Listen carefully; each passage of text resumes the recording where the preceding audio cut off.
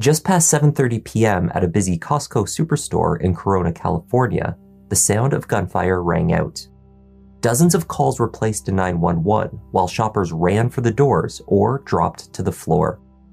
The response was rapid, but the details of what had occurred were patchy at best.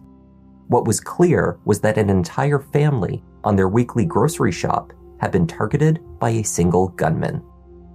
While emergency services rushed the wounded to the hospital, the shooter, an off-duty LAPD officer, was escorted from the store, ostensibly uninjured and without assistance. Today's case has very recently seen a major development. When the shooting occurred back in 2019, it was terrifying and shocking. Even with the evidence that has now come to light, many people still disagree about what exactly happened inside the Costco that night. Let's take a look.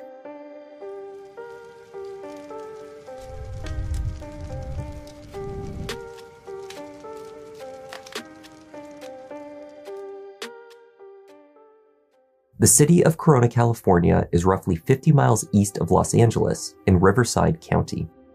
The city is home to Corona Farms, a popular art gallery, and, of course, its very own Costco. Friday evenings at the superstore are usually very busy. By 7:30 p.m. on June 14, 2019, most of the after-work shoppers had already come and gone. It was beginning to quiet down. At 7:45 p.m., the night took a tragic turn. The sound of gunshots rang out. Dozens of calls began pouring into 911. Corona 911, what's the address of your emergency? We heard gunshots. I'm at Costco on McKinley. There was gunshots. Two people were down. There were shots fired. The first responding officer to the scene had been parked just outside of the store. He arrived just over 1 minute after shots were fired. Employees directed the officer towards a man lying on the floor, whom they said had been the shooter. That man, LAPD off-duty officer Salvador Sanchez, appeared confused but unharmed. He had pulled his weapon and took aim at 3 other shoppers. In the aisle just beyond Salvador, shoppers had gathered to assist the 3 wounded individuals. Many shoppers inside the store had dropped to the ground upon hearing the gunshots. Others ran for the door. I heard yelling, and all of a sudden just pop, and then pop, pop, pop, pop. And everybody started running out the store. I was grabbing my wife and the daughter and putting them in front of me and trying to get them out the store. We were like 2 hours away, and we heard gunshots. We heard the first one, and then we heard 6 more. There were 7 shots altogether. It was later determined that not 7, but 10 shots had been fired from a Glock handgun, and in very quick succession. It was a confused scene at the superstore in the minutes and hours immediately after the incident. Law enforcement descended upon the Costco in full force, anticipating an active shooter situation. Of course, that is not what they found, but they needed time to determine exactly what it was that they were dealing with. Shoppers who had remained inside the store were escorted to the parking lot by Corona police, who were attempting to secure the scene. Most exited the store only to find that their cars had been enclosed by police tape, and they were unable to leave. Until the Corona police were able to ascertain what had occurred inside and who was involved, no one was going anywhere. In the meantime, social media was lighting up with different accounts. The most prominent was that there had been an active shooter, and an off-duty officer was a hero who stopped it all. The Corona police initially believed that an argument had broken out, which led to a gunfight. At about 7:45 this evening, we received a call of shots fired here in the Costco, located at 479 McKinley. Officers arrived, anticipating an active shooter situation. They went inside and counted 4 subjects down. There's 1 deceased male who has yet to be identified. There was 2 other adults with apparent gunshot wounds that have been transported to local area hospitals, and there was a shooter detained inside, and he has been transported to a local hospital. My understanding from some people we talked to, there was apparently an argument inside, some type of argument that ensued into a gun battle. The apparent gunfight had taken the life of 32-year-old Kenneth French, and seriously injured his father Russell and his mother Paola.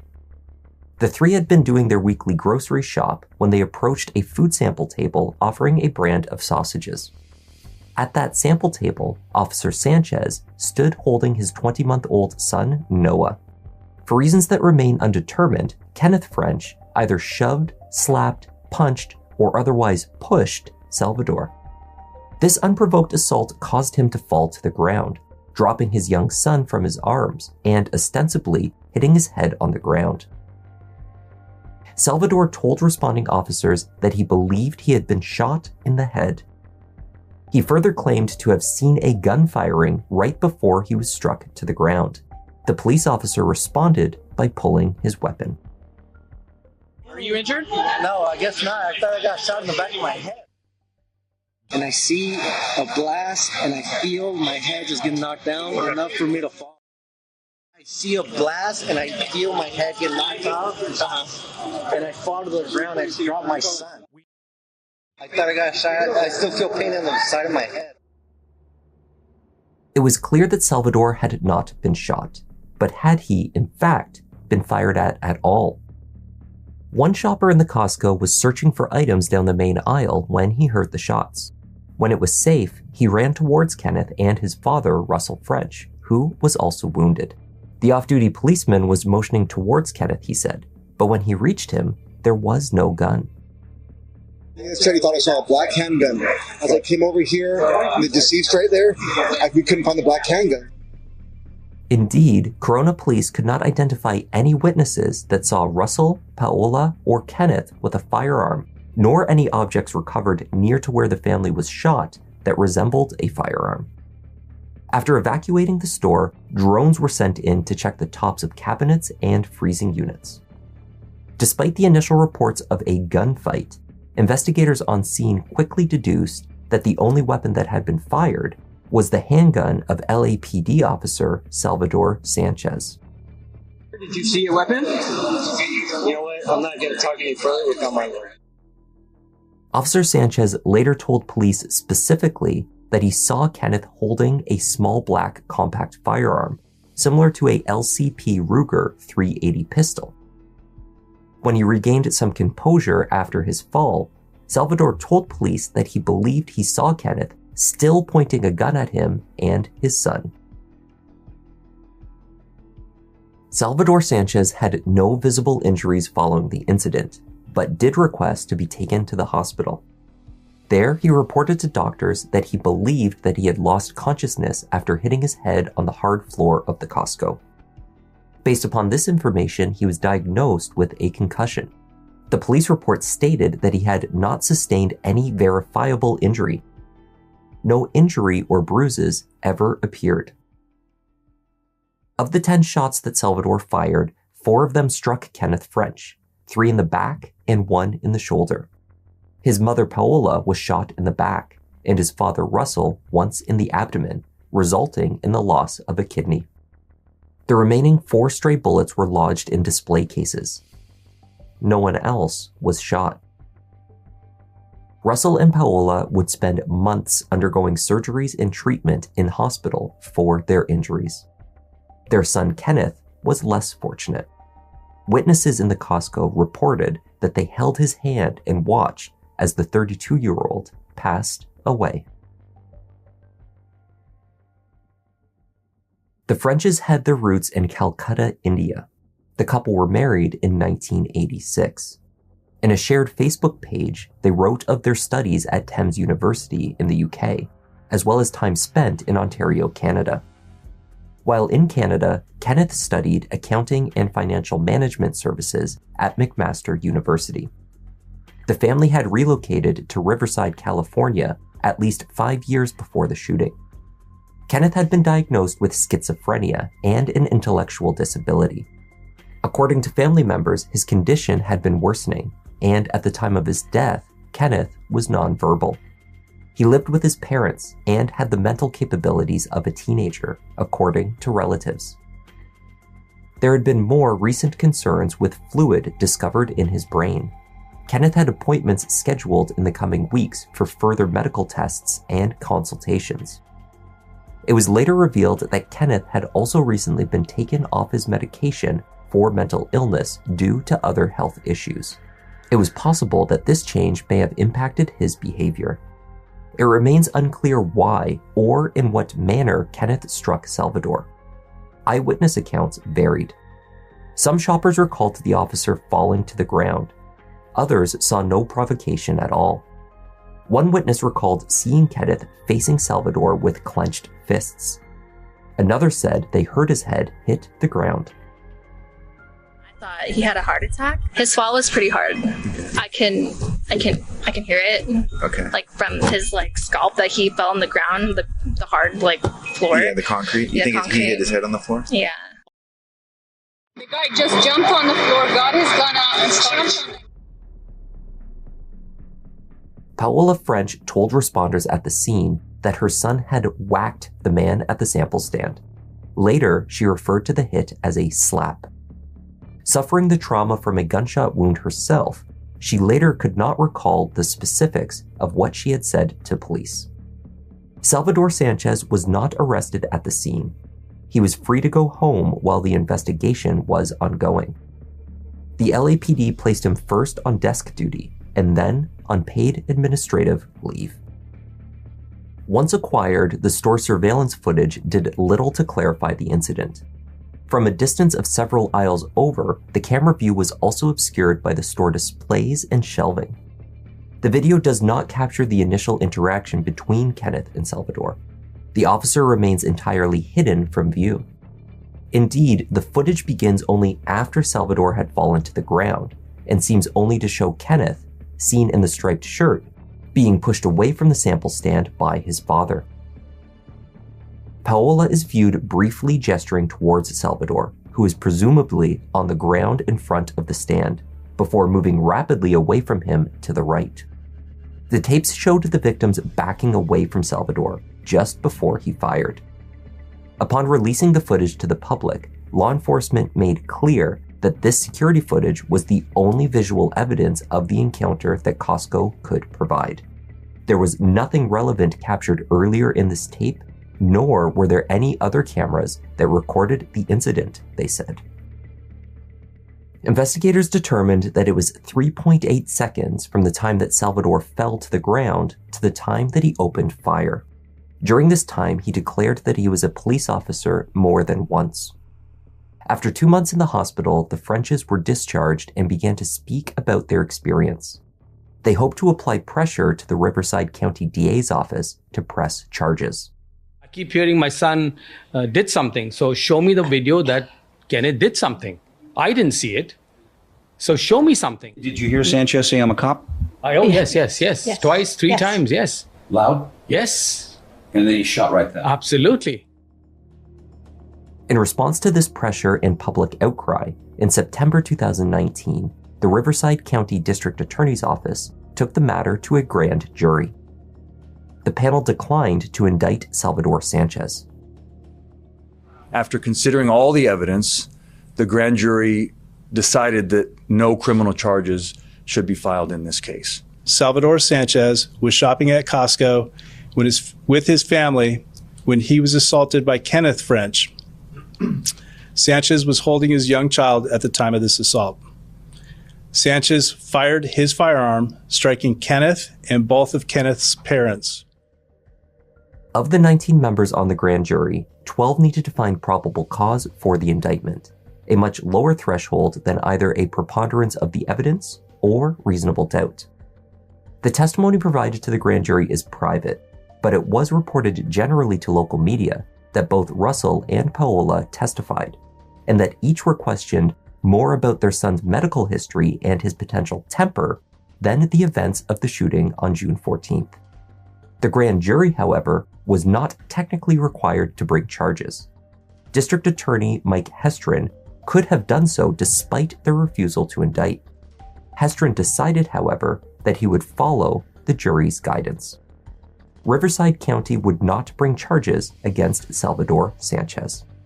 I am not condoning the shooting. I'm not up here saying it was fine. That's not what I'm here to convey to you. I could file charges despite what the grand jury did. I'm not going to do that. This grand jury was attentive. They worked hard. They asked appropriate questions to our prosecutors, and they heard all the evidence that we have. The decision not to prosecute came as another devastating blow to the French family. Only 1 week out of hospital, they had finally been able to hold a funeral service for Kenneth. Now they were holding another press conference. Our family has just taken another blow, and we have lost complete faith in the U.S. justice system. Salvador Sanchez was clearly in the wrong, as he was not in imminent danger to fire 10 shots at an entire unarmed family. I begged and told him not to shoot. I said, we have no guns and my son is sick. He still shot. With the assistance of their lawyer, civil rights attorney Dale Gallipo, the family filed a lawsuit against the city of Los Angeles at the end of 2019. They argued that the city was negligent. Officer Sanchez had acted in his capacity as a policeman at the time of the shooting, and his professional training was clearly lacking. They argued that Salvador invoked his governmental status as a police officer throughout the incident, including both before and after the shooting, as a means to influence the behavior of bystanders, the victims, and eyewitnesses. This influence allowed him to claim self-defense when no such justification existed, they argued. Kenneth, who was moving away from the officer, we believe, or at a minimum had his back to the officer when he was shot, goes against the concept that someone's attacking me and about to kill me when I shot him. And I would submit that if it was anyone other than a police officer, they would have been prosecuted. During the civil trial, the family was able to introduce an animation that depicted the sequence of events. The recreation filled in the visual gaps left by the surveillance footage. It was produced by a company called DK Global.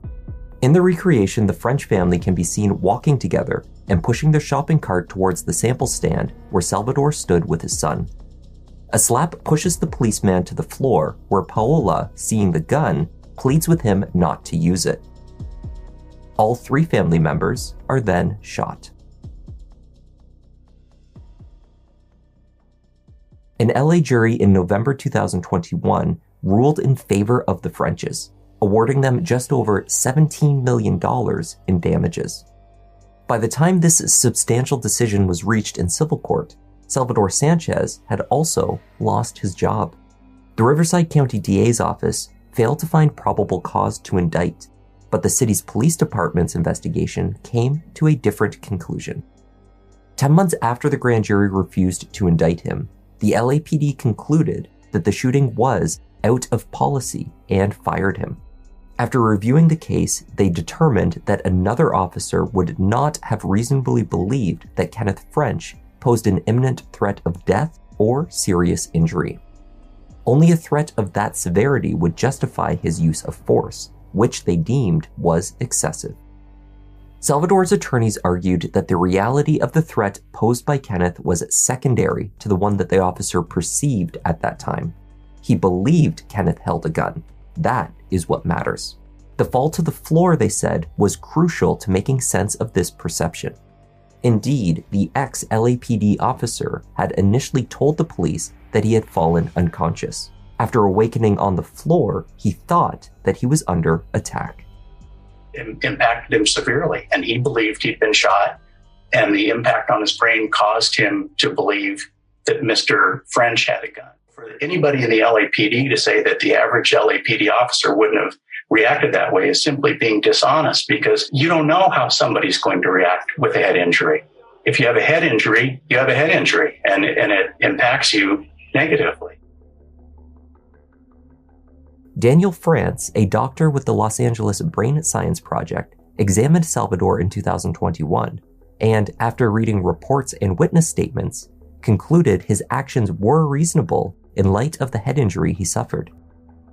The doctor stated that Salvador's perception and actions were reasonable for an individual who had suffered a concussion or traumatic brain injury moments before. This explains why Salvador thought he saw a gun, and why he believed that he was under attack by the French family. The doctor concluded that corrupted memory and recall are expected after a head injury. He believed he had to use deadly force to protect his son and himself, and he fired the amount of shots he believed was necessary. That may have been the end of the line for this case, at least in the courts, if the state attorney's office had not taken an interest. The California Attorney General's office announced it would pursue appropriate charges where the county had refused. In August of 2021, Salvador was charged with 1 count of voluntary manslaughter, as well as assault charges with a deadly weapon. He faced 30 years in prison if convicted. In response to the charges, Salvador's attorney David Winslow accused the state of using the arrest as a political stunt by California Attorney General Rob Bonta. And he was easy prey, and it's something that they're going to make political fodder with. And believe me, he has the evidence to justify his actions. The case went to trial in late 2023. The judge ruled that no cameras would be allowed in the courtroom, though some audio could be recorded.